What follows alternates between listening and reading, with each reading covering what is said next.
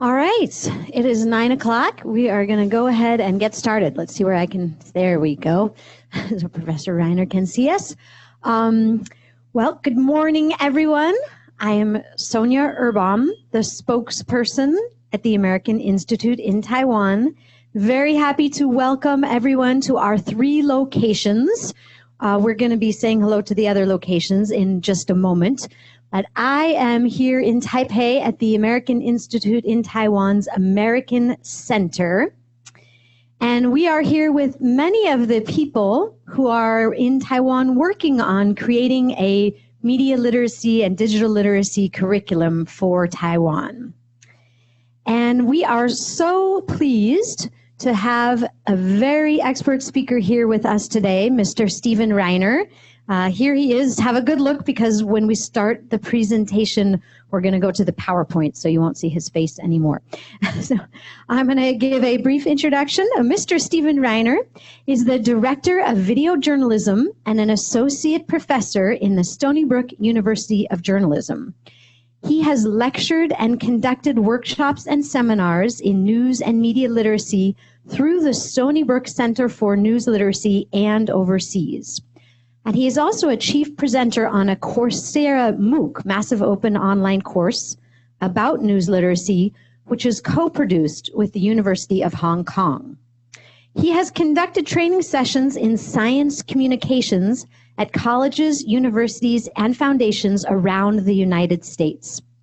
And Mr. Reiner is also a 30-year veteran of network broadcast television. He has, in fact, won multiple Emmy Awards for producing the CBS News' 60 Minutes, a program that I and many other Americans grew up with. He's also worked for NBC and ABC News. He was the editor of The Atlantic magazine and a senior editor and executive producer of NPR's flagship news program, All Things Considered, which happens to be one of my personal favorites. I like to listen to it every morning. So we're very, very pleased to have him with us here today. We're also very fortunate to have a special guest with us, Digital Minister Audrey Tang. Audrey Tang has been a driving force in Taiwan's efforts to develop a more open and digital government, and he has been a pioneer in the field of virtual and electronic education and a strong advocate for enhancing digital literacy. Minister Tang has just received from the U.S., where she worked closely with Silicon Valley-based firms on some of the topics that we are going to be discussing here today. So I'm going to turn the floor over to you, Minister Tang. Thank you. I'm told that I need to use this podium thing. Hello, Professor Reiner. It's a pleasure and my honor to be delivering this very short remark. I'm an optimist when it comes to misinformation, or for that matter, anything that challenges our current trust in the internet. I've been an optimist for a very long time, and this strange condition started when I was 15 years old, when it was 1996, when the World Wide Web was just first invented. I dropped out of junior high school to pursue my education because I found the information and community on the World Wide Web, it's so helpful that the textbooks pale in comparison. So I told my teachers, my principals, that, I'm quitting school. And much to my surprise, they all think it's a great idea. And so they covered me and I dropped out of school and started a journey to found some startups on social media, on online auction, on a lot of online community. And along the way, I participated in this very interesting and anarchistic political system called the Internet Engineering Task Force. This political system basically means that everybody just embarks on a rough consensus, meaning people generally agree that this is an okay direction without voting and without any kind of representatives. But with rough consensus, we produce running code. And with this running code, we bring about a culture of radical transparency. And so now as the digital minister, I'm kind of importing this culture from the early internet to Taiwan and to increase civic participation and reduce the fear, uncertainty, and doubt from all stakeholders, but especially career public servants. Before I was digital minister, I participated in the National Academy of Education Research, where we made the K-12 basic education curriculum. And in this curriculum, we emphasized that whereas before, Taiwan's education, like many places in East Asia, focused on a skill-based, capacity-based education model with examinations and such. But now we're reforming it into a literacy-based education system where we focus on building the character of the students themselves. And of the three core literacies or characters, 素养, one of the core thing is media literacy and ICT literacy. We don't see the ICT and media literacy as two things. They are the same thing in our new curriculum that's going to take effect a couple years from now. What we mean with this is that instead of just assigning 1 hour or 2 hours on media literacy or on ICT literacy, what we're doing is that the teacher, instead of lecturing the student, the teacher is now learning with the student on all the different fields, be it mathematics, be it physics or any of the other science fields, but learning it with materials from the internet, such as the abundant materials that Professor Reiner provides on media literacy. But when the source comes from the internet, of course, the student must know that not everything on the internet can be swiftly trusted. They need to do their due diligence, their fact-checking, and also and such. So the teacher, instead of being authoritarian, actually works democratically with the students to make sure that they can digest the information from all the different angles on the internet. And this is what I think how we can evolve from a system of division, of mistrust, of disempowerment into a system of co-creation. As a veteran working on the internet culture, I've been through many misinformation, divisive moments. I remember the original war on the Communication Decency Act, the Blue Ribbon Campaign. The original spam wars were, for a time, like during 2002, everybody thinks that spam mails is going to destroy the internet, but it didn't. And misinformations during the elections, and also nowadays we also see counterfeit advertisements on Facebook and such. But through all these different scenarios, there's one thing in common. It takes all the stakeholders involved instead of one authoritarian actor. So I would like to commend and acknowledge the work of many people here, the AIT for providing the venue for this forum, people in the NCC for providing a internet governance-based multi-stakeholder instead of regulatory design. And the multi-stakeholder meeting, we also recognize the Media Watch organization, as well as the people from the GovZero community, such as the Kofax Line bot, where if you add it as your friend on a Line messaging system, you can send it a link to something that you don't know whether it's authentic or not, and this Kofax bot will respond saying, okay, this is genuine, or whether this is counterfeit.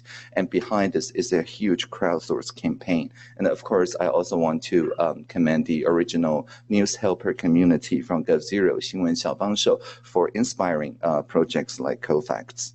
So, and this is the end of my remark, but I would encourage you to just keep working together and collaborate. And as an optimist, I think we can also solve this issue in due time. Thank you. Thank you so much, Minister Tang. All right, now we're going to turn and say hello to our other two locations. National Zhengzhi University. Can you say hello to us?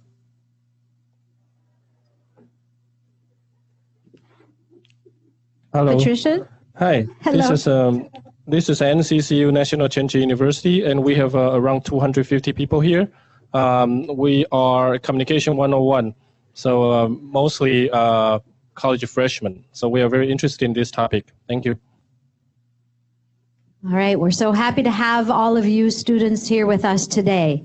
And now we'll say hello to our third location. That's the American Institute in Taiwan's Kaohsiung office. Can you say hello to us? Good morning. Good morning from Kaohsiung. We have about 25 students and professors from 4 different universities. We're very excited to be a part of this, so thank you to everyone for coordinating and participating. Okay, wonderful. So it sounds like we can all hear and see each other. And I'm just going to remind everyone that we are doing this in 2 different languages. So I have some microphones here. This one is marked English. When I'm speaking in English, we have 2 interpreters in the booth, which are interpreting for Mr. Reiner, so that, I'm sorry, he's listening to me. The interpreters are interpreting for anyone in our audience who does not understand English. So when we're speaking English, we'll try to speak slowly and clearly so that the interpreters can interpret for all of you. For the people in the audience, when we turn to the questions, we have several microphones here in Taipei, marked in Chinese. You are welcome to ask your question in Chinese. Please just let us know that you want to speak in Chinese, and the interpreters will interpret what you have to say in Chinese into English for Professor Reiner. At our other 2 locations, they will be speaking only in English. And now I would like to turn it over to Mr. Reiner. Thank you very much. I hope you can hear me fine. It's a pleasure to be joining you. It is, as you probably know, 9:15 in the evening on Monday night in New York City. And it's, as I said, a great pleasure to join you. By just a brief introduction, when I joined the faculty of Stony Brook University, which is a large public university on Long Island, about 60 miles east of New York City, it was about the time that the School of Journalism was created. And along with the creation of the School of Journalism, the founding dean came up with an interesting idea, which was that in order to help stimulate and promote good journalism, it wasn't only important to train the people who would be providing journalism, the future journalists, but also to help educate the future consumers of journalism. Because without an educated consumer population who would demand good journalism, who would be able to differentiate good journalism from bad journalism, there really would be no real impetus for journalism to survive.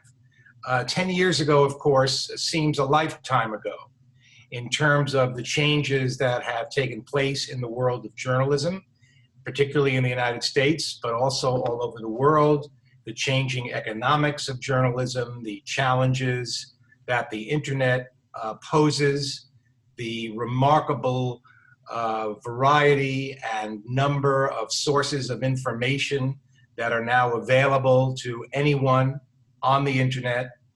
The fact that the traditional gatekeepers of information, the major media outlets, what's now called legacy media, which once upon a time, perhaps there was a handful of sources of information. Now there are hundreds and hundreds of different sources of information that each of us can turn to. And teaching, in our case, undergraduate students, how to navigate through this tsunami of information and to be able to differentiate fraudulent information from believable, actionable information, information that is credible enough and fact-based enough that you can take action as a result of receiving it, was the initial mandate of what we created as the Center for News Literacy. Of course, in those 10 years, the whole question of news literacy and media literacy and digital literacy and the phenomenon of fake news, which has really exploded in the last several years, has come to dominate the news and media literacy landscape in the United States. So where 10 years ago we were pioneers, now there are literally dozens and dozens of programs, all of them somewhat different, but all of them with the purpose of trying to educate the public and help the public learn how to differentiate between misinformation and reliable information. There are many theories, there are many approaches. Some approaches focus on digital literacy and trying to help people understand how to navigate and understand how information comes to them through the web and through social media. Our program, while it does address those issues, primarily deals with trying to teach people about how to recognize good journalism, looking for things that will signal responsible fact-based journalism, as that would be the key to beginning to differentiate fake news from real news. So in my PowerPoint presentation, I'm going to talk a little bit about the basic approach that we have toward teaching a fundamental news literacy, as we call it.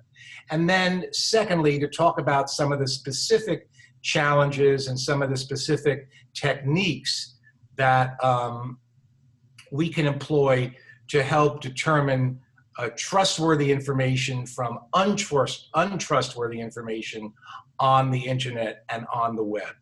But we believe that the basic principles of news literacy, of information literacy, of media literacy are applicable across all platforms, whether you're reading an old-fashioned newspaper, whether you're looking at a website, whether you're navigating your way through social media, or whether you're watching broadcast television or video television, either on an old-fashioned television or on your computer screen. So with that, I want to start the PowerPoint now. And of course, when it's over, we'll be having a discussion and we'll be answering some questions. So for the sake of this conversation, I'm going to talk about what we're going to term the fake news invasion. And the first question we're going to ask is, what is fake news? And of course, I don't personally like the term fake news because I think it is overused, it is misused, it is manipulated by whoever wants to mention it to mean news that you don't agree with, news that is critical of you, news that poses a challenge. But certainly it has become an umbrella term to describe all sorts of misinformation that comes at us through a variety of sources. As you may know, in the United States right now, we have a situation where the President of the United States is often accusing professional news media outlets of broadcasting and printing fake news. And what has resulted is a certain degree of confusion among the public, and a very difficult situation because, as you know, when someone cannot differentiate between truth and fiction, between the fake and the real, it is a challenge to the basic underpinnings of democracy, which is why it's so terribly important to be able to ferret out reliable news from fake news. So the question is, what can we do about misinformation? What can we do about fake news? And I was delighted to hear that the minister, that your digital minister, Minister Tang, was an optimist about how we can begin to navigate this perilous territory in the months and years ahead. I'm not sure whether I share that optimism at the moment, because I think we have a tremendous number of challenges. But certainly the effort to combat fake news can only serve us well as we learn along the way. So there are many sources of fake news. And there are many reasons that misinformation is disseminated to the public. As you may know, fake news can be lucrative. It can produce a tremendous amount of profit for those people who purvey it, particularly when news stories that are sensational in nature, that are injected into political campaigns are introduced in the social media landscape, are introduced on Facebook, are introduced on Twitter, are begin to show up in searches on Google. And there is a whole group of what we're going to call digital entrepreneurs, people who don't exactly have a political agenda, but who know that if they can plant a certain number of provocative or incendiary or controversial stories in the right fashion on social media, they can produce a tremendous number of clicks, and they can produce a tremendous amount of profit for them. And during the course of the American presidential election, it was reported that there were a number of digital entrepreneurs in Eastern Europe, in the Balkan countries, that were really disseminating fake news for no reason other than to make money, with no political agenda.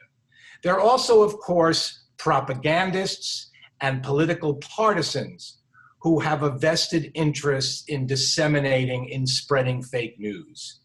And indeed, in this definition, there is a very little differentiation between fake news and propaganda.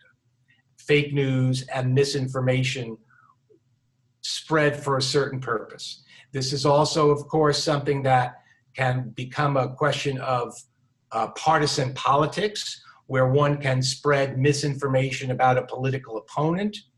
And of course, governments themselves sometimes can disseminate fake news, both to their own people and, as we are all beginning to see through many investigations right now in the United States, how foreign governments can disseminate fake news through social media in an effort to have some influence over electoral politics. So the sources of fake news are many. Now, fake news, of course, can only thrive, can only live if we are receptive to it, if it lives in an environment and in an atmosphere which is hospitable to it, which is friendly to it. So what is it about fake news that gives it such vitality, that gives it such strength to exist in the midst of so much solid journalism and solid reporting? Frequently, fake news will manipulate our emotions, because fake news usually is directed in situations where there's already a tremendous amount of emotional involvement in a particular story or in a political campaign. And as we'll talk about later, the manipulation of our emotions, as opposed to an appeal to our intellect, is something that is extremely powerful. So if fake news manipulates our emotions, it has a certain degree of fertile soil in which to grow. Fake news also satisfies what is frequently called confirmation bias. And confirmation bias is an interesting phenomenon where we as human beings gravitate toward ideas that we already agree with. We don't instinctively seek out information and seek out points of view that are contrary to our own. We want our points of view, our biases, to be confirmed by others. And as the internet now can provide uncounted thousands of different sources of information, one can find information that confirms one's own bias very, very easily. Fake news can target people's own biases. Fake news can provide a safe haven for people who want to go and have their beliefs confirmed. Fake news will not challenge people. Fake news will only deepen and strengthen people's existing beliefs, or beliefs of people who are still on the fence and don't really know what to believe. Fake news, if you look at the kinds of information that goes out, fake news also encourages a certain sort of conspiracy thinking, a certain kind of thinking that provides a simple explanation for complicated issues. We live in an extremely complicated time where there are no really easy answers to a lot of the vexing questions that we have. Fake news frequently gives very, very simple answers. Fake news very often points one finger at an understandable phenomenon that will explain something. So if there are certain individuals who somehow just can't understand how, let's use an example of an ongoing fake news story throughout the previous 18 months in American political history, what was called the birther movement in the United States, where there was a large belief system that former President Obama was not born in the United States, was not born in Hawaii, but instead was born in Africa, and therefore he would have been disqualified from being president of the United States. That's a kind of conspiracy thinking that people who objected to someone like President Obama being elected president would gravitate toward. So fake news appeals to people who look for simple and sometimes outrageous explanations to explain things that they otherwise can't understand. And of course, lastly, the digital ecosystem itself, the extraordinarily widespread reach of social media, the extraordinary widespread reach of platforms like Facebook, of platforms like Twitter, which have at this point a life of their own, which are so big and so robust and so complicated that some people argue that even those individuals who created these platforms and even those individuals who now are charged with attempting to self-regulate these platforms don't quite have control of what can occur on these social media platforms. The digital ecosystem that we have is extremely fertile ground for fake news. And as most of you already know, the question of fake news, the issue of news stories that made their way into the digital ecosystem, made their way onto Facebook, made their way onto Twitter through retweeting, which we'll deal with a little bit later, was a central issue in the recent US presidential election, and an issue that right now is under daily discussion in the United States. Whether it is the government investigation of stories that it is argued were planted by Russia on Facebook, whether it is whether it's Facebook's and Twitter's inability to control and monitor fraudulent information. It's an extremely complicated and troublesome issue that remains in the headlines in the United States.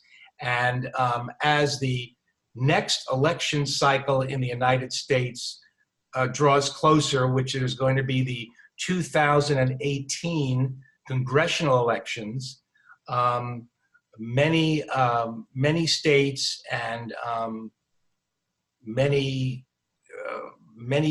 players in the social network movement in the United States are grappling with ways to control and identify fake news in a more effective way. As an example, after the election, a number of analysts concluded that by election day, the number of fake news stories that were posted on Twitter, rather on Facebook, overtook real news by election day. Stories that really almost defy logic, stories that almost seem to be too ridiculous to be true, received a tremendous amount of traction and a tremendous amount of sharing on social media sites like Facebook. One example on the left, WikiLeaks confirms that Hillary Clinton sold weapons to ISIS. That's a story that got a tremendous amount of sharing on Facebook, far more so than a story that the mother of a former president of the United States gave an interview that was critical of now President Donald Trump. As you can see by this chart, the number of fake news stories on Facebook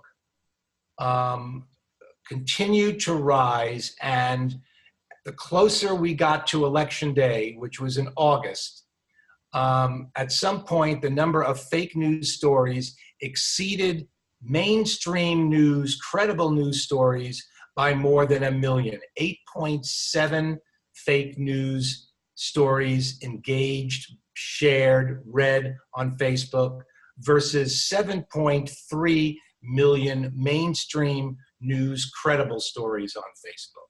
Here you have two charts. On the left, top 5 fake election stories by Facebook engagement. And on the right, top 5 mainstream election stories by Facebook engagement. And if you, the number 1 shared election story on Facebook, shared by almost 1 million people, was a fake news story. Pope Francis shocks the world and endorses Donald Trump for president in a statement that he released. The second most shared story was the story I just referenced, that WikiLeaks confirmed that Hillary Clinton sold weapons to ISIS. That first story exceeded any mainstream election story, and the fake news stories usually were shared far more than the mainstream stories. And if you hit the next slide, you'll see the connections and the comparisons between the two. As an example of how important social media was and how important spreading a certain degree of fake news was, after the election, there was some calculation about how effective the two candidates' social media engagements were. As it turns out, Donald Trump's tweets were retweeted 3 times more than Hillary Clinton's tweets. The Facebook posts that were either pro-Donald Trump or anti-Hillary Clinton were reshared 5 times more than Facebook posts that were pro-Hillary Clinton or anti-Donald Trump. 20% of the Trump campaign's own tweets were actually retweets of the general public, and many of these retweets were retweets of fake news. Indeed, half of the tweets on behalf of the Trump campaign were actually links to other news media, much of it fake news media. And many of the tweets were also linked to 78% of the Trump campaign's Facebook posts. All these numbers really indicate that the energy and the targeting and the micro-targeting, frequently with carefully targeted fake news reports about controversial issues, were done much more efficiently and much more frequently by the presidential campaign that wound up to be the victorious one. Of course, we don't know if there is a cause and effect relationship, whether this is the reason that one candidate won and not another, but it is certainly an indication that the virality, the frequency with which fake news tweets and misinformation tweets can go viral certainly played a very important role in the presidential election. Of course, the other thing that many of you have probably heard of is the issue of bots, the issue of algorithmic, robotic tweeting and information that basically has a life of its own on platforms like Twitter. An extraordinarily large amount of misinformation and fake news spread through platforms like Twitter are spread without human intervention, but basically spread by bots. Bots can spread information or misinformation. They can easily cause topics to trend online through automated promotion of hashtags and stories and the like. Indeed, in the month before the presidential election in the United States, bots, meaning algorithms, meaning messages and links to stories, many of them fake news stories, 20% of all tweets were not generated by human beings, but were generated by bots. And in the run-up to the election, during the campaign, pro-Donald Trump Twitter bots generated about 400% more tweets as pro-Hillary Clinton bots. Simply another example of the effective use of misinformation in that digital ecosystem, which strengthens and deepens the effect of any sort of fake news. So the question, of course, the question of the hour is how can people test for the truth? How can we look at a tweet and decide whether or not to retweet it? How can we look at a Facebook post and know whether or not we should share it? What are the signs? What are the techniques that we can use to try to push back against what really does seem like an onslaught of information and misinformation, much of it generated almost on its own power? In many ways, it is a simple matter of supply and demand. And at the Stony Brook Center of News Literacy, we focus a lot on the demand side, on the consumer side. Platforms like Facebook and Twitter are developing and will continue to develop their own internal mechanisms to attempt to sift through extraordinary amounts of misinformation and misdirection. But we believe what we can do is, I've said before, to help strengthen the critical thinking skills of news and information consumers, to help them wade through this flood of misinformation. So on the demand side, on the consumer side, what can we do? We believe in something called news literacy, which we're going to define as the ability to use our own critical thinking skills to judge the reliability and the credibility of news reports, whatever platform we see them on. And the first thing we need to do is really to attempt to define what news is, as opposed to other sources of information, as opposed to advertising, or publicity, or entertainment, or propaganda, or other forms of information which frequently can mimic, can disguise themselves as news, as journalism. We believe that news is information that's in the public interest, that's shared, and is subject to a certain process. And this process is very key. It's a process that has three key elements. It's a process of verification, it's a process that is independent, and it's a process that is accountable. And the three letters in English are VIA, via, verification, independence, and accountability. Those are the three hallmarks of solid journalism. Verification is the process that establishes or confirms the accuracy or truth of something. Verification is different than assertion.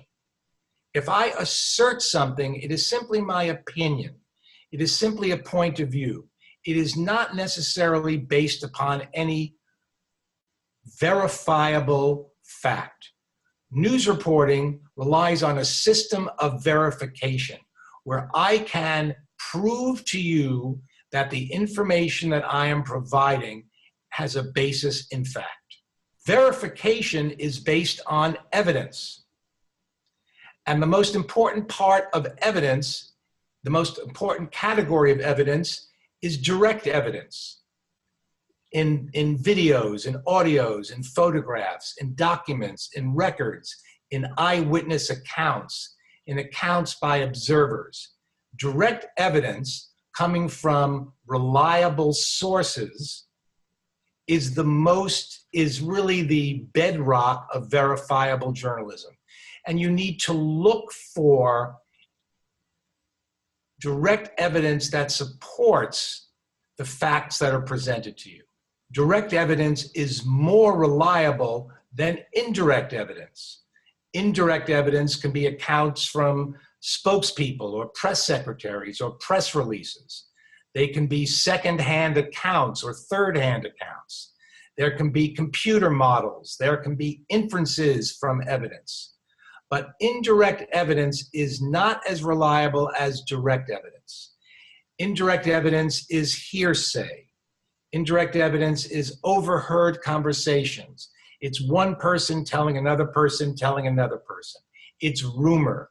It's the stuff you frequently see in news reports that does not have the strength of verifiable evidence, of verifiable information from direct evidence. What else makes news different is the question of independence, which is freedom from the control or influence or support of any interested parties. Coupling that with a conscious effort to set aside any pre-existing beliefs and a system of checks and balances. We look for sources of information that are independent, that don't have a vested interest in presenting one side of a story or another side of a story to you. You need to look for independence in your sources of information. And of course, accountability, being responsible or answerable for your work. Another hallmark of solid journalism. You always have to ask yourself some key questions when you read or watch any report, anything that purports to be news, anything that purports to be a presentation of reliable facts. What do I know? How do I know it? What don't I know? You have to ask yourself those questions if you're a journalist, and you have to ask yourself those questions if you are the consumer of journalism. And you have to ask yourself, have you set aside your own beliefs, your own biases, and dispassionately evaluated a story? Journalistic truth in journalism, as we look for it, is been interestingly defined as the best obtainable version of the truth on any given day. It is a continuing journey toward understanding, which begins on the first day of a story and builds over time. And the bottom line, the takeaway of this is that truth is always changing in journalism. The story is always changing. New developments always occur.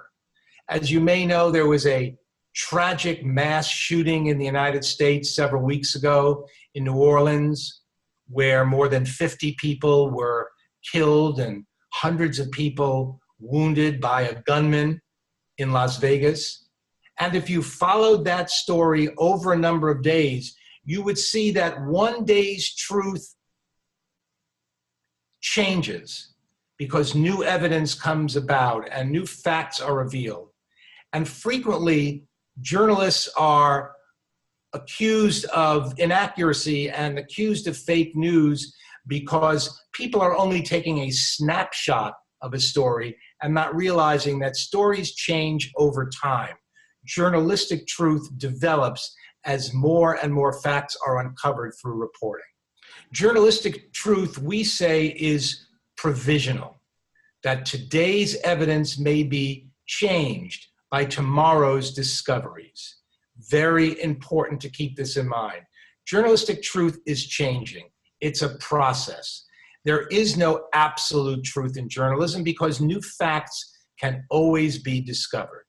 Frequently, the hardest time to pinpoint accurate information is during a breaking news event, whether it is an earthquake or a shooting or an accident or a fire or a building collapse, anything where news is breaking very, very quickly. And of course, one of the both positive and negative impacts of the internet is that news is now available to us 24 hours a day, 7 days a week, and not just 24 hours a day, but every minute of every hour of every day. Where if you're a reporter, your deadline is now. Your deadline is 1 minute from now. And the rush to get news fast, the rush to be the first, if you're a news organization, can become dangerous because there's so much chaos in a breaking news environment. So if you're looking for information, if you're looking for real news, if we can go back to that, I don't know if we can reverse that. I wanted to go through some of these very quickly. Thank you.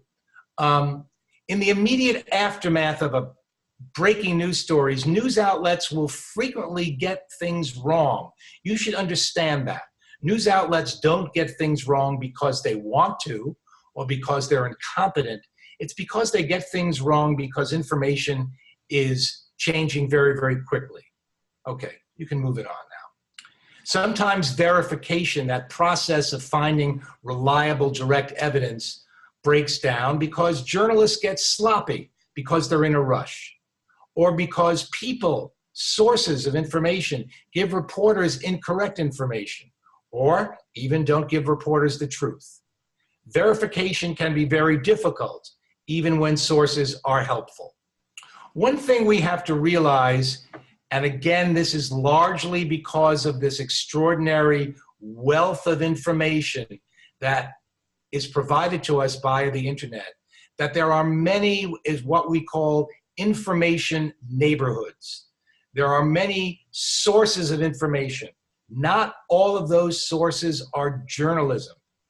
They can be propaganda, they can be publicity, they can be entertainment, they can be raw information, particularly when they're available online, particularly when you look at the website of a journalistic operation and you read a story and it says on the top of it, sponsored content. What does sponsored content mean? It means it's an advertisement that's dressed up as a news story. It's very difficult sometimes to differentiate what the sources of information are. Just because something, of course, is on YouTube doesn't mean it's journalism.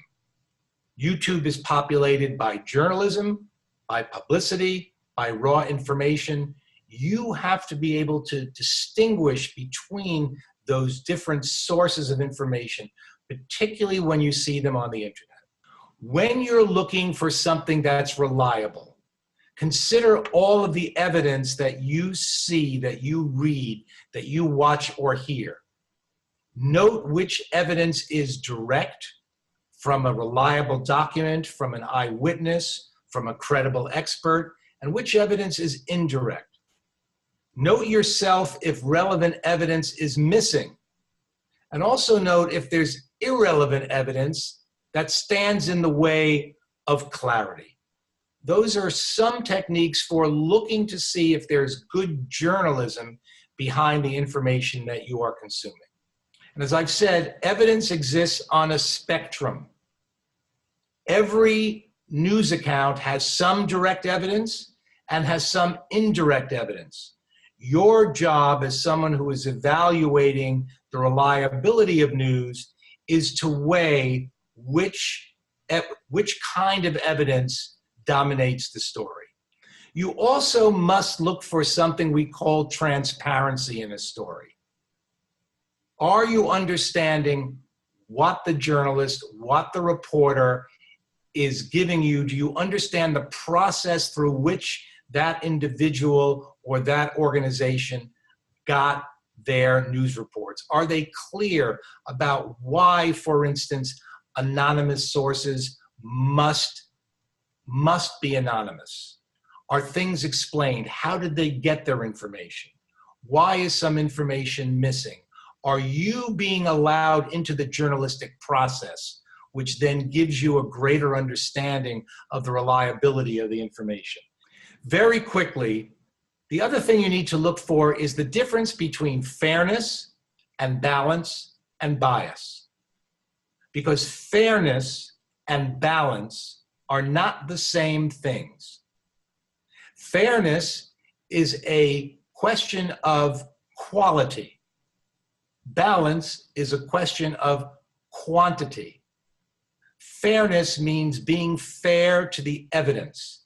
It means being fair to the facts. Balance means basically giving the same amount of attention, the same amount of weight to either side of an argument. Sometimes that is not fair. You can be fair, but not balanced. And you can be balanced, but not fair. Balance for balance's sake, for the sake of making both parts of an argument even, is not necessarily always the most reliable way to go. You must be fair to the facts. You must give every side of an argument expression, but not falsely provide balance when the information, when the evidence does not justify it.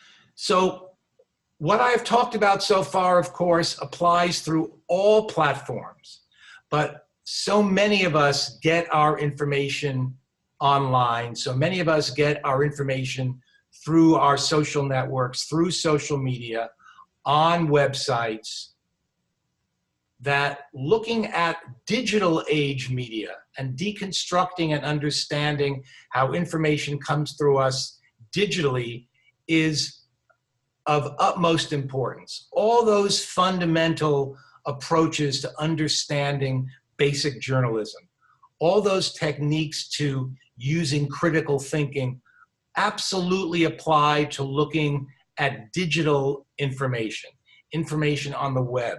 But there's another layer of understanding. There's another way you can look at news and look at information, look at websites, by evaluating the architecture of a website, by looking at the URLs, by examining the photographs, by traveling upstream to see where the information came from, by traveling downstream to seeing where these websites that you may be getting information from, where those websites are linking to. All of these different approaches help you evaluate individual websites for their credibility. Fraudulent websites presenting misinformation and fake news can be made to look remarkably like reliable websites. You must examine them very, very carefully to see where the little signs are that something is missing. Are the dates off? Are the links suspicious? Is the About Us tab telling you something that makes you suspicious? Are the sources of information, are the information that you're reading on these websites unavailable anywhere else? All these things can be little indicators that you may be getting misinformation. Facebook, Google, and Twitter have announced new efforts to stop the spread of fake news. Twitter has amped up its mute and report functions to slow dissemination of fake news. But you shouldn't leave it up to these big websites to perfectly curate all your news to you all the time. Here are a few easy ways to spot fake news. 1. Double check the URL. Some fake sites look like they have legit URLs, but take a closer look.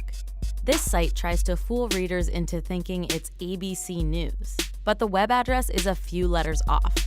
It was abcnews.com.co instead of abcnews.go.com, the real one. .co is the country code for Colombia. 2. Does the photo you're looking at seem photoshopped or unrealistic? It could be. Drag and drop the photo you're looking at into Google Images, and it can help you verify the original source of the image. 3. Can you identify the original source of the information in the story? Check that source against other sources. If other reputable news outlets haven't picked up the story, it's likely you're looking at fake news. Here are some sites we've seen deliver fake news. 4. Think about installing a Chrome extension to help you detect fake news. The plugin called Fib, Stop Living a Lie, was recently developed by 4 Princeton University students and can help you determine the validity of some news links. The plugin purports to verify pictures, text, tweets, and embedded links. It also checks the site for malware and dead links.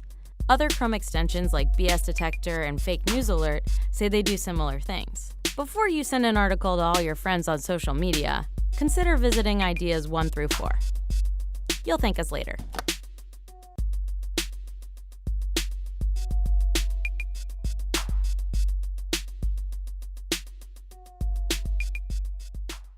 Again, ask yourself, what's the evidence? Does a story support the headline? Ask yourself, says who? Do all the links work? What does the About Us page say? When was the information last updated? Check whether fact-checking websites, and I'll mention a few of them in a moment, have investigated the information. Cut and paste images into reverse search engines like one called tineye.com.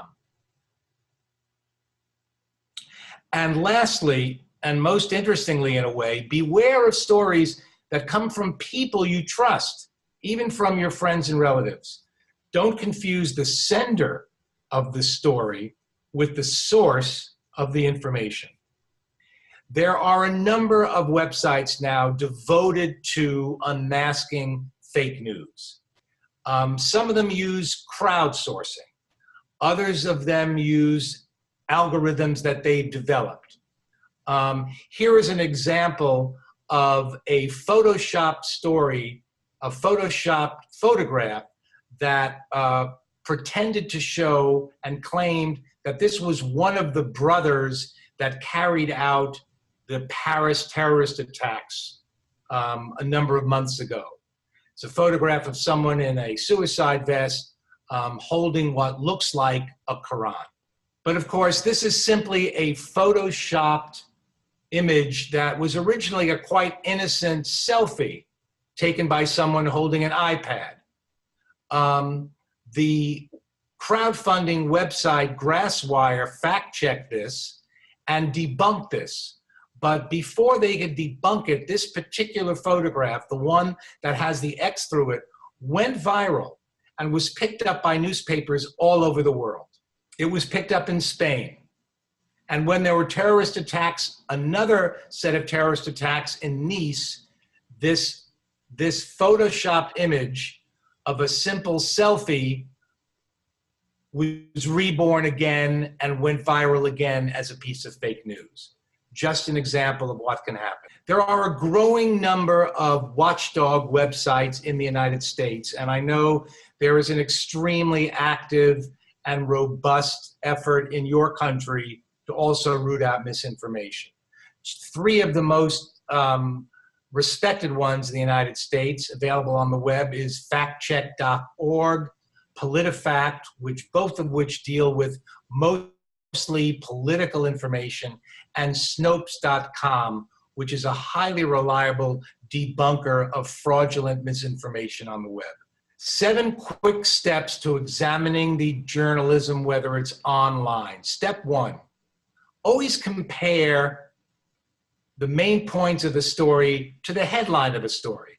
And if they don't have any relationship, it's a good sign that the headline is just there for clickbait, and the headline is not there to really help you understand the story, and is probably fronting a fraudulent story. Step 2, look for that evidence or indirect evidence. Step 3, always evaluate the sources. Remember, multiple sources are always better than single sources. Knowledgeable sources are always better than sources who don't have expertise. Independent sources are always more reliable than self-interested sources.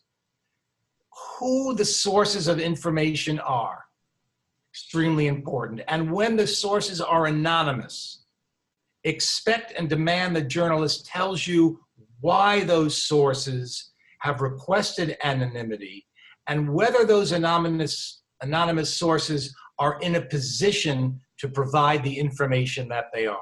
Step 4. Does the reporter make his or her work transparent? Let you in on the reporting process. Step 5. Does the reporter place all the facts in context? Step 6. Are the key questions answered? The who, what, when, where, why, and how. The basic questions of any journalistic report. Step 7.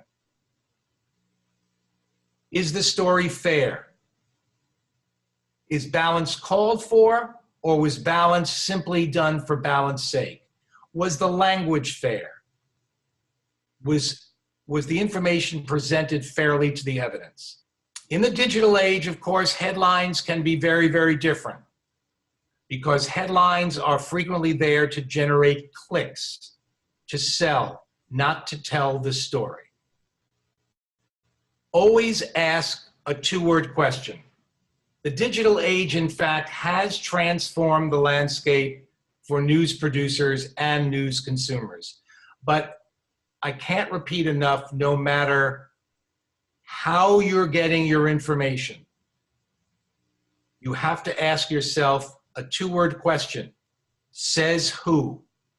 Where is this information coming from? Where is the reporter getting his or her information? How reliable are those sources of information? And can you verify those sources? Can you do what scientists do when they need to replicate an experiment in order to see whether or not it's truthful? Ask yourself, who's saying this and why?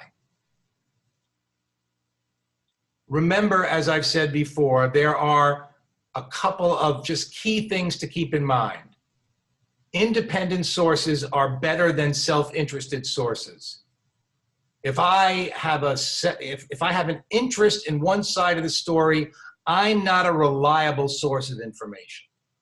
You want multiple sources rather than a single source of information. You want sources who can verify your information.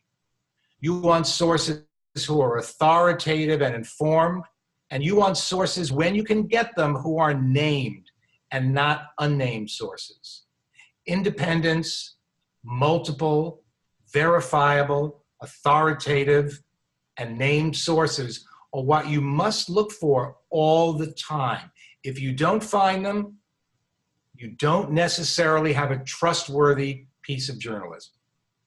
You're not always going to be able to figure out what's true. In fact, there are many things about who we are as human beings, how our brains operate, how we receive information, that make it difficult for us to figure out what's true.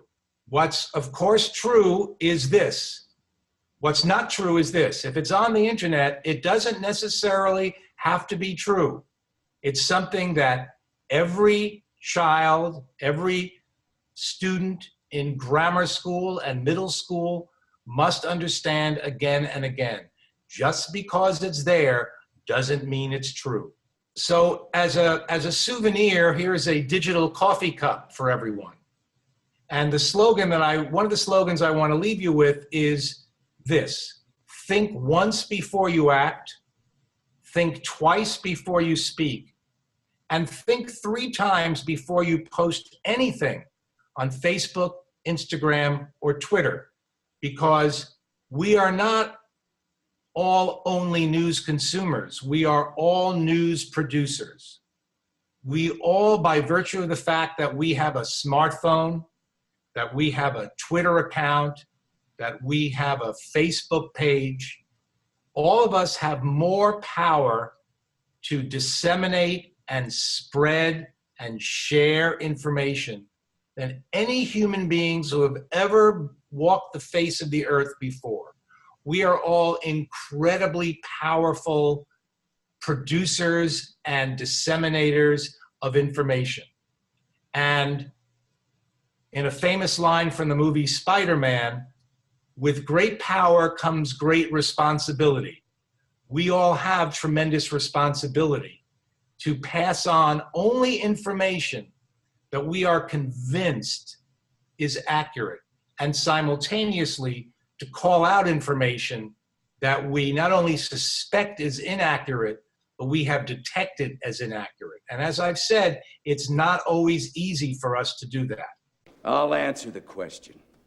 You want answers? I think I'm entitled. You want answers? I want the truth! You can't handle the truth!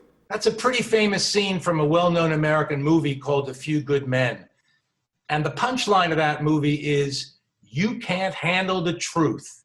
And the question is, can we handle the truth? Because we as human beings have our own biases. And as I've mentioned before, we tend to seek confirmation for our own biases. And as well, as it turns out that political scientists and neuroscientists agree, we as voters, as citizens of a democracy, frequently make judgments that are based on our emotional reactions and our emotional response, not necessarily to facts. It presents a tremendous challenge to journalism if facts themselves are sometimes not powerful enough to convey information and to be convincing.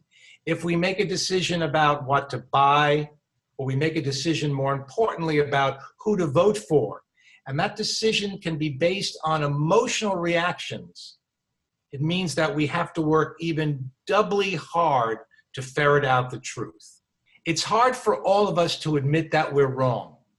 It can be very uncomfortable, especially when we're admitting we're wrong about implicated some aspect of our identity or our worldview. It is what has certainly happened in the United States, and I suspect happening in many democracies around the world, where the internet is making possible the phenomenon that we all gravitate toward our own corners of belief, and we close ourselves off to ideas and points of view that are contrary to our own. There is something in our brains that's called cognitive dissonance. We rebel, our brains rebel against information that goes against our core emotional beliefs. We tend to forget it. We also have an interesting phenomenon that's called source amnesia, where if we get information that we don't agree with, we tend to forget the source of that information. If we get information that we do agree with, we tend to give the sources of that information increased credibility. We tend to believe things that our emotions want us to believe. So again, we are particularly susceptible, we are particularly vulnerable to fake news. which is all the more reason why we have to have the critical thinking skills, the rational skills to understand how to recognize it. The bottom line in many cases, although we like to think so, we are frequently not rational human beings. We do not absorb information rationally. Our circuits are not objective. We make decisions on our emotions, and that's why fake news can be so dangerous. So ultimately, in the digital age, you, me, we, all of us, really are in charge of determining what is reliable and what is not. We certainly can have sources of information that we trust, and we can have sources of information about which we are suspicious. But in the end, we can't outsource reliability. We have to make the judgments about what is reliable and what is not. We have to understand that we frequently, instinctively rebel against information we disagree with, and we need to use critical thinking skills in order to navigate through an extraordinary amount of fake news that's coming our way. And with that, I believe that's the end of the PowerPoint. All right, then if anyone needs to leave, we understand. You can just politely excuse yourself, and we will go ahead with our Q&A. So are there any questions from Taipei here from the American Center? We're going to start with you guys. If you would like to ask a question in Chinese, please raise your hand and someone will bring you the Chinese microphone. Yes, right here in the front.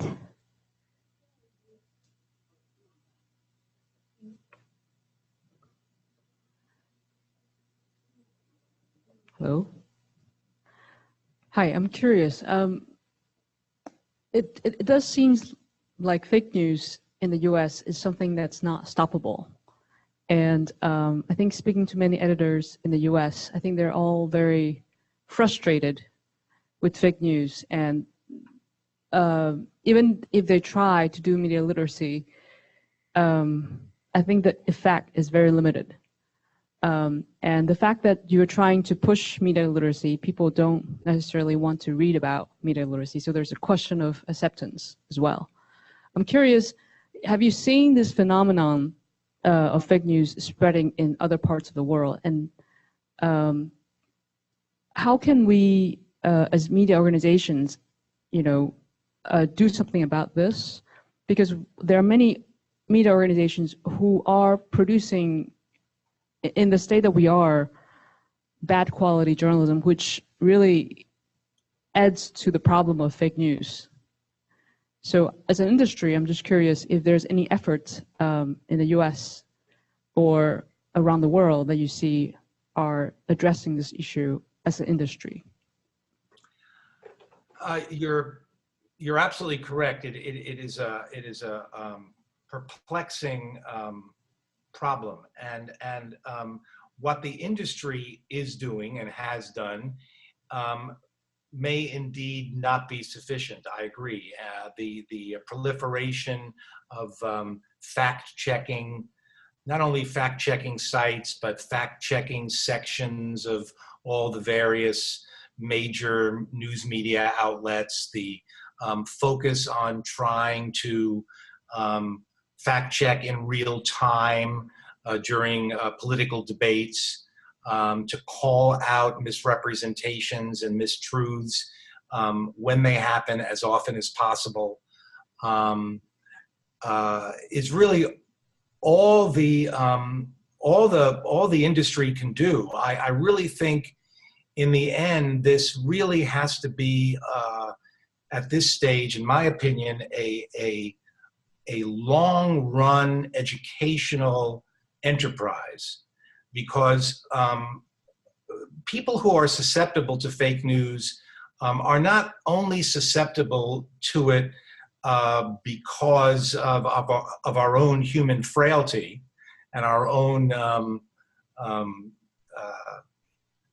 neuroscience, but I believe they're susceptible to it because of a certain lack of basic education about government, about civics, about science. I mean, one can turn from the political sphere to the scientific sphere, for instance, and one could, replace the term news or media literacy with the term science literacy. Why is the public susceptible to fake news about issues like climate change, for instance? Well, I think the public is susceptible to fake news about climate change because of a lack of adequate education starting in the very early grades to teach science adequately. So to answer your question, I think ultimately the responsibility for this is going to be with the schools. I really do. Starting at a very, very early age, which I know you're going to be doing in your country. All that the industry can do is attempt to maintain the highest standards of journalism possible, to be even more scrupulous, to be even more transparent, to work toward allowing and encouraging the audience to understand the process of news gathering. In an effort to build trust. Because at least in the United States, the general distrust with institutions, with the old institutions that used to dominate, whether they were the institutions of political parties or the institutions of the big broadcast networks and the big newspapers. And I think institutions that have lost trust have to rebuild trust by maintaining high standards and by providing information that is relevant to people. But I certainly don't. All right, thank you. Thank you very much. Let's go to AIT K now, Kaohsiung. You have a question for Mr. Reiner? Yeah, thanks, Sonia. We have a question from a professor of Kaohsiung Normal University. The question is, it is undeniable that everyone should develop media literacy, but we should also think about the penalty for fake news. What do you think about those checks and balances and possible penalties? Well, my question would be, who is going to impose the penalty? And I think that's a very thorny issue. I think the penalty has to come from the public itself. The penalty has to come from individuals who refuse to click that mouse, who refuse to buy that product, who refuse to share a tweet or retweet or share a post. I think the penalty has to come from the ground up. It has to come from consumers. I think it would be very, very dangerous if there were penalties that came from regulatory agencies or from the government, because that can be a very slippery slope. So yes, I do think there need to be penalties. I think there should be a price to pay for disseminating false information, but I think the price has to be enacted by all of us and not by a government. All right, thank you very much. And now we're going to take a question from our students. Hi. I would like to ask you that about the bots. Well, the bots give misinformation or information, and I would like to ask you that, do you think what they send should be verified by human beings before they give their information?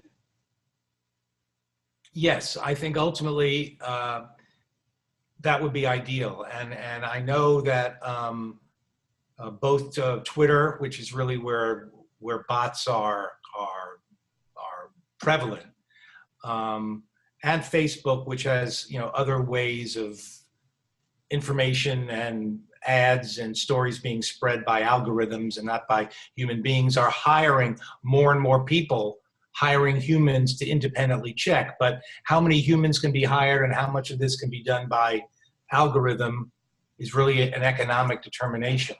There are enormous amounts of very, very smart people working on technological ways to try to address this problem. And it could be that it's just going to be a battle of the computer scientists to see who prevails. Thank you. And I also have another question is about, well, you said that multiple sources is better than only one source, right? And yes. But in some cases, like sometimes the reporters, they are not allowed to get into war area, and the military will be the one who give the information. And in that case, is there any other way or sources for reporters to get information and also check if the information that the military give is true or not? Well, that's a very good question. I mean, in a war situation, or it's very difficult to fact check a official military spokesman if reporters don't have access to the battlefield or have not been able to be embedded with any of the troops. There may be sources elsewhere on the ground that might be sources of information, but a spokesman or a press representative or is really not a direct source of information. So reporters need to be able to reach out for eyewitness testimony as much as they can. Thank you very much. All right, much. Thanks so much. We're going to come back to Taipei here, the American Center. Is there somebody else who would like to ask a question? We want to make sure everybody has a chance. Did you have a question, sir? 你可以用中文，没问题。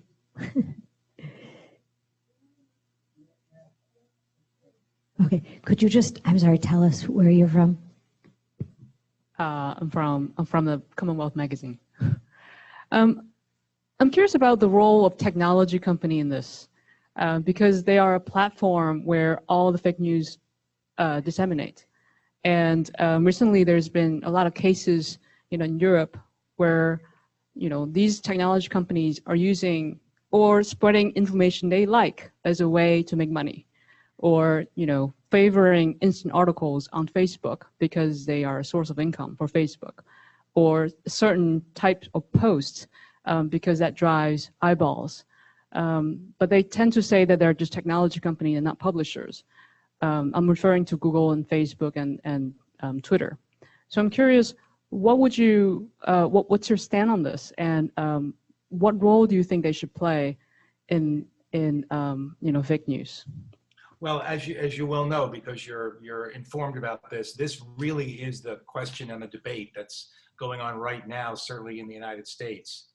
And not a day goes by without some major report about Twitter, whether it's Mark Zuckerberg or Sheryl Sandberg, the number 2 person there, going before Congress and going to Washington, D.C.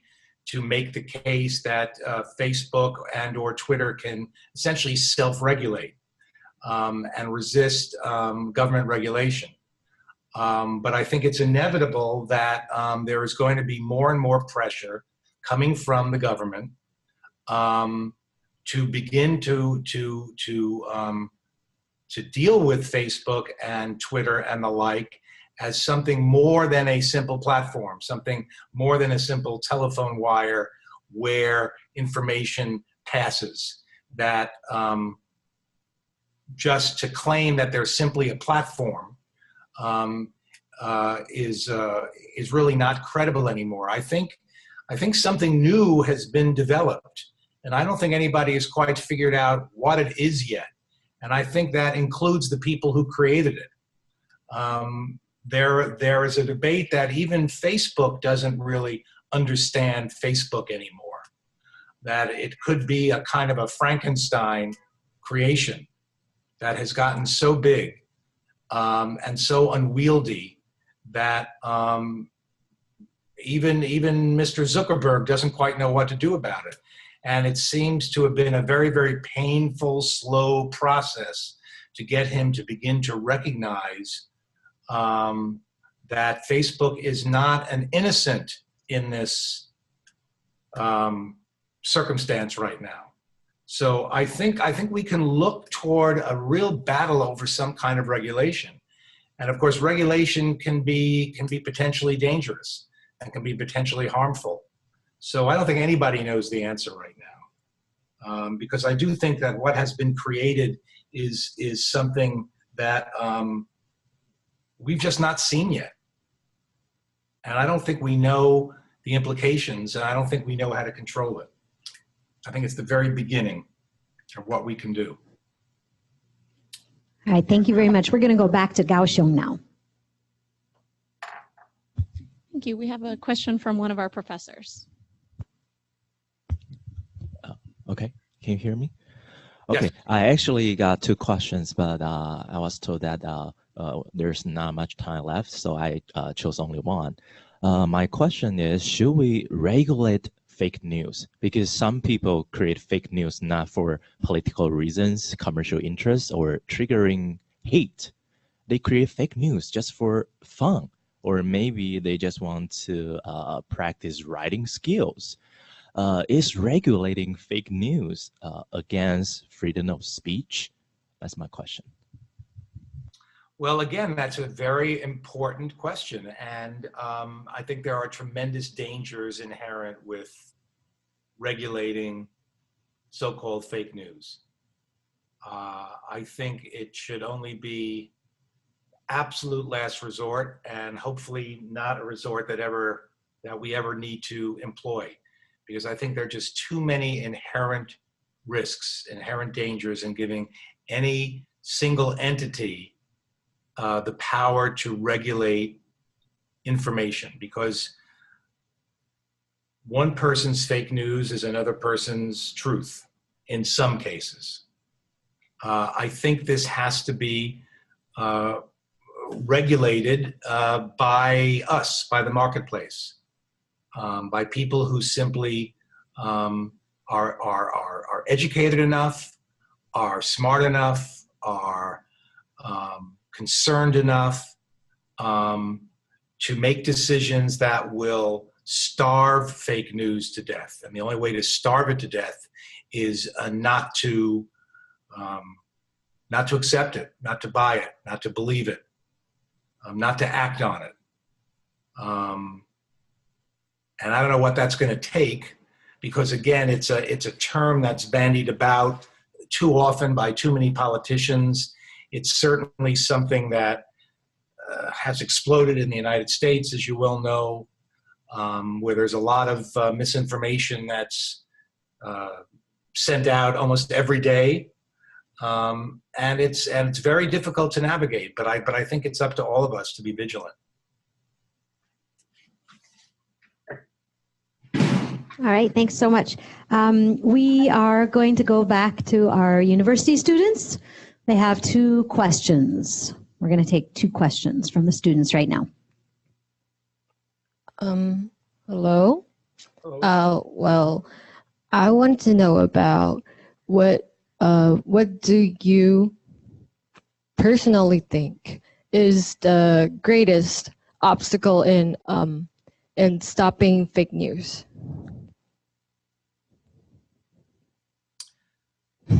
I think the greatest obstacle, personally, in stopping fake news is our own ignorance, individual and collective ignorance. Okay, thank you.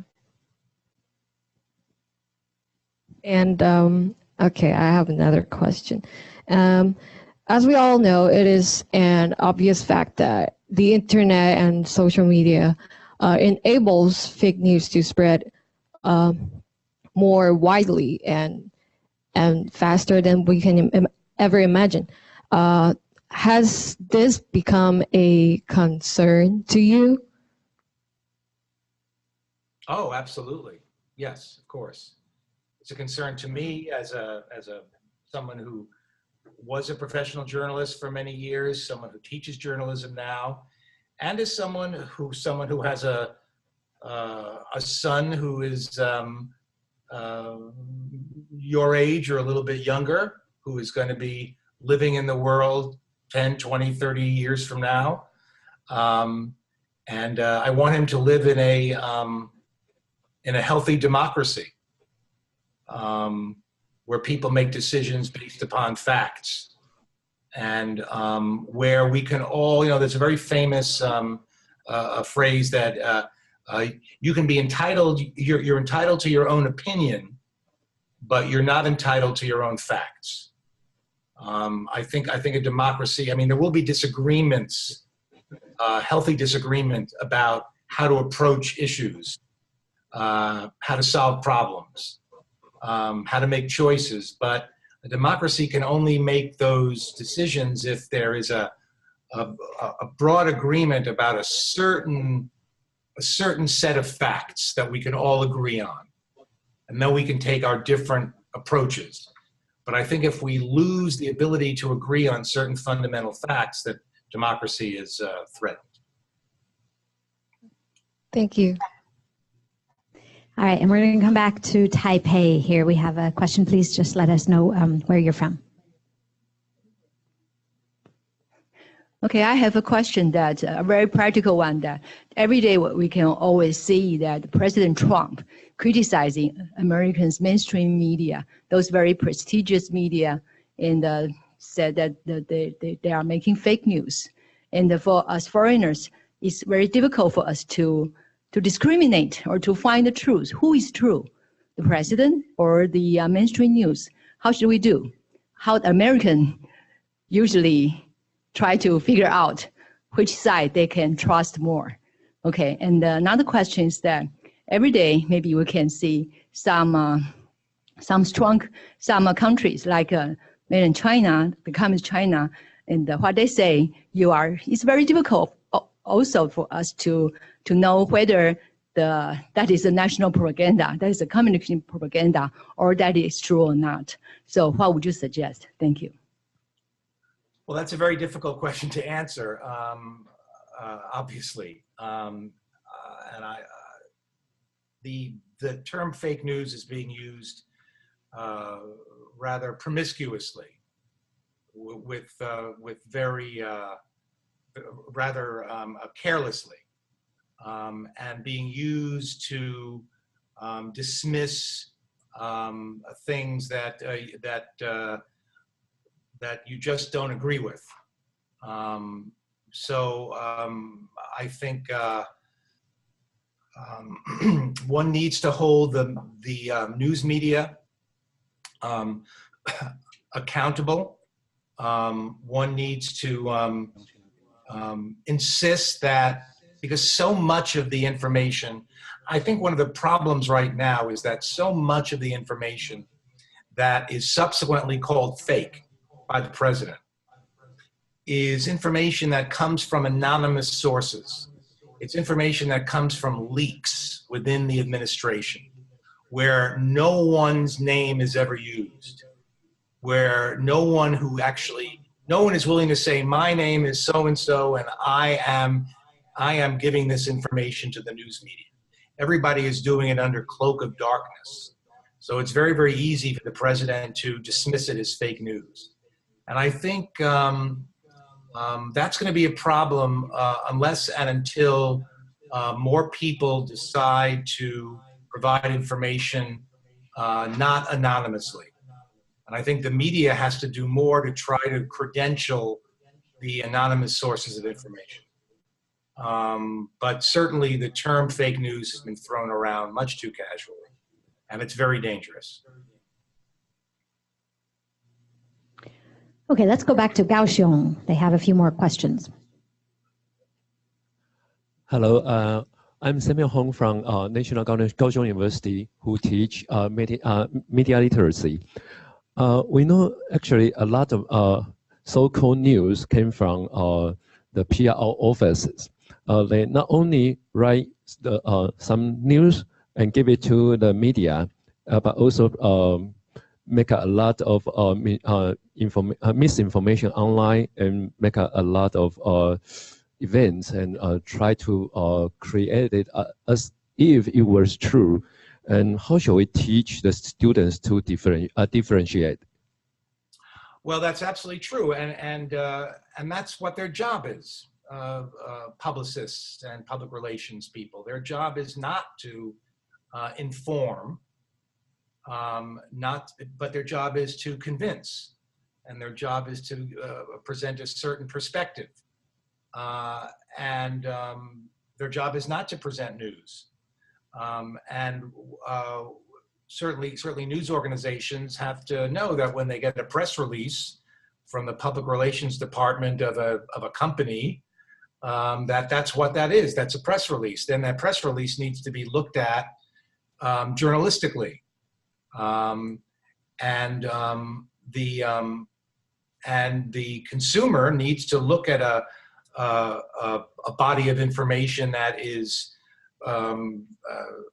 spread by a publicist or by a public relations firm, and examine it and see, okay, now is this a source of independent information? Do we have reliable sources of information? What is the purpose of this information? Do we have individuals or sources quoted on different sides of the issue? Or is this just simply a piece of publicity? I just think we need to learn how to detect the differences between publicity and public relations and news. And news and journalistic organizations need to put a magnifying glass on those publicity releases and explore them journalistically before they just simply publish them. It goes on in print, and it goes on in television, where you have video news releases, and television news stations will just run them as if they're news reports. Where some company says, oh, the best gift this Christmas is the new doll, and they put some expert on camera, but it turns out the expert is being paid by the company to say that their new toy is the best. That's a pretty harmless example, but it's not a piece of journalism. All right, thanks very much. We are going to go back to Kaohsiung. I'm sorry. We're going back to the university. The student. There's one more question from a student at the university. Oh, hi. And I want to ask about that. You just mentioned there are a growing number of watchdogs in the USA. I want to know that, can we fully trust this website? Because they may have their own standpoint as well.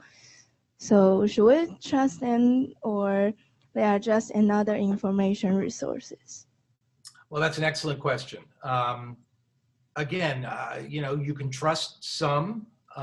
You can do your own investigation to see how long they've been in business and whether they've been proven to be correct, and what the source of their funding is, how they support themselves, where they get their money.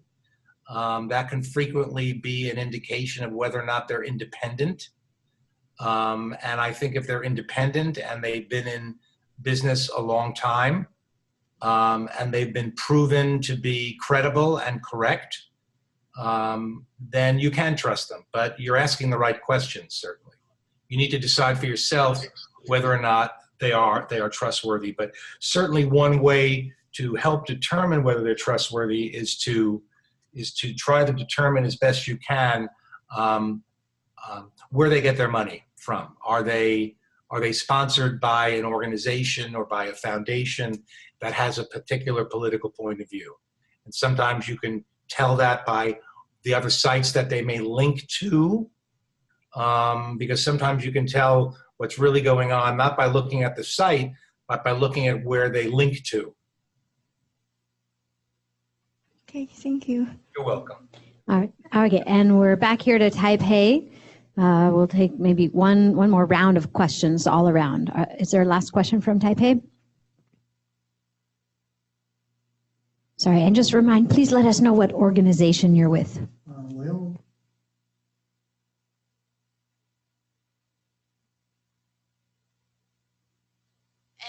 I am involved in the News Helper project mentioned by our digital minister. I want to briefly ask a question in two levels. First of all, for us, the general public, when we are using something like Wikipedia that provides access to everyone and everyone can edit, so we are not professional journalists. We are not from the authority, and everything we write doesn't become information that can be readily disseminated right away, and it cannot be screened or verified easily. So what do you think about this? And secondly, how can we block fake news? We can stop sharing them, of course, but for the News Helper project, we have a campaign. We want people to review media outlets. So I think in this way, every month, we can have a meeting and talk about what news are good, what news are bad. What do you think as a professional journalist?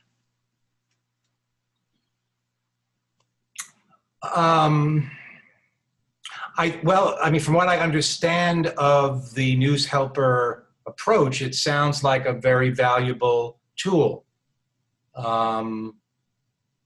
So as a professional journalist, I think any time you can get the public, the news consumers, to become involved with monitoring and evaluating and discussing the work of professional news organizations, debating the different approaches that different news outlets take to report a given story, to understand how misinformation can be spread or how inaccuracies develop. I think that's a step in the right direction. I think the more involvement from the general public, the better.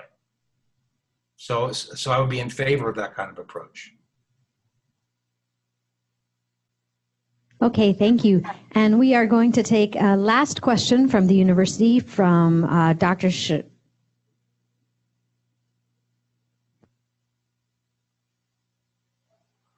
Okay. Hi, Professor Reiner. Thanks for the very insightful lecture. I'm one of the professors teaching this class, and it seems to me that one of the approaches just to combat fake news is to provide correct information or more facts. And you also mentioned that people make decisions mainly based on emotions. So if we are emotionally unwilling to look for more information, how do we deal with fake news? So I would like to hear what's your point on this. Thank you. Well, that's certainly the question, isn't it? And I don't know the answer. I mean, I don't think that we're completely impervious to fact-based information. Certainly, there are lots of people and lots of issues where things are where opinions are unformed. I think it really just is really up to the news media to be as clear and transparent and open as possible, and to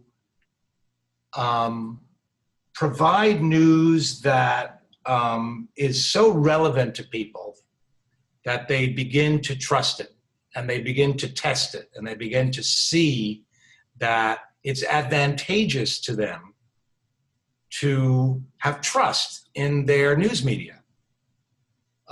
Because it helps them live better lives. It helps them make better decisions. It results in better government. I think it's a very, very complicated phenomenon. You know, there have been recent polls that I just read. There was an editorial or a column in the New York Times just the other day that a decreasing number, fewer and fewer American young people of the age of the people that are sitting all around you right now fewer and fewer people think it's so important to live in a democracy. It's a very frightening result when people are going to begin to value their own security over their freedom. And I think one of the ways to combat that is for journalism to become really indispensable to people. And now I'm not sure that it really is. You know, you have to really, it just has to mean something to people on a real level, not on a hypothetical intellectual level. All right. Okay, thank you. And we are going to go back to Kaohsiung and let them ask the closing question of our program.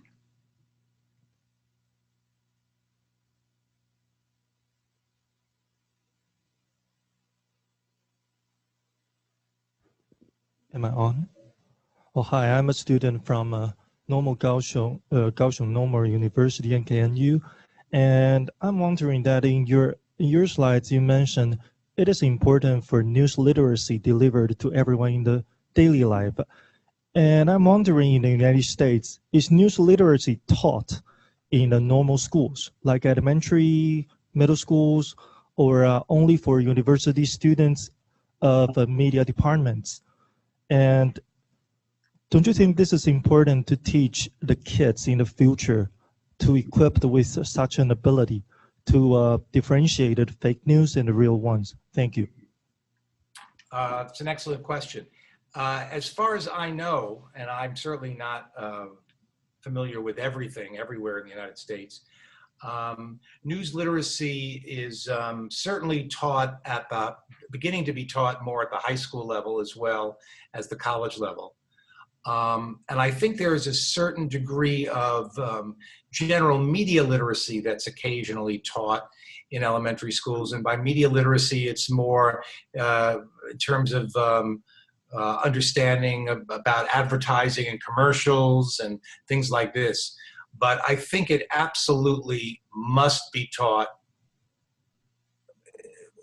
you know, in the earliest ages, to begin to involve people in understanding what journalism is all about. It certainly has become much, much more prevalent in the last 5 or 6 or 7 years, where it's taught in many, many universities and in a number of high schools. I know that our Center for News Literacy works with a number of high schools in the New York area to help that. But it's very important. All right, thank you so much. On that note, we'll close our program. Thank you all for staying with us. Apologies for the late time. And please continue to keep in touch with AIT, to watch our Facebook, and also to speak directly with Irene and I. AIT will be continuing to work in this space to we help Taiwan to develop its media literacy and news literacy programs, and we look forward to cooperating with you. And students, enjoy your class and enjoy your massive open online course on news literacy. Make sure you're all following us on Facebook, where we will offer you some new information about news and media literacy. And thank you, Stephen, for joining us today. Thank you very much for having me. I hope it was helpful. Very helpful. Thank you. Bye.